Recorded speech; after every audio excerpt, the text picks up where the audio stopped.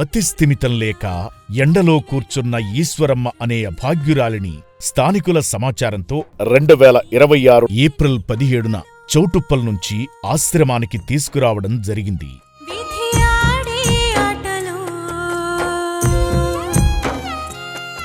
రక్షణాలయానికి వెళ్లగానే ముందుగా హాస్పిటల్కు తీసుకువెళ్లి ప్రాథమిక వైద్య పరీక్షలు నిర్వహించారు.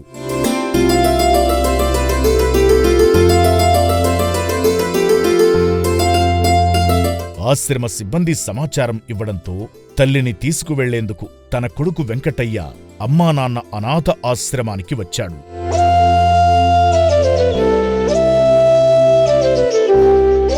మతిస్థిమితం లేక ఇంటి నుంచి వచ్చేసిందని, ఆశ్రమంలో ఉందని చెప్పడంతో తీసుకువెళ్లేందుకు వచ్చానన్నారు. వెంకటయ్య నా పేరు, సొంతూరు ఆంధ్ర, చిన్న ఉయ్యాలవాడ, దర్శి మండలం. మా చౌటుప్పలో ఇక్కడ పనిచేస్తుంటే మా అమ్మ కొంచెం మెంటల్ అయితే రోడ్డు మీద తిరుగుతుంది. ఇట్లా అమ్మా నాన్న ఆశ్రమాలు తీసుకొచ్చారు.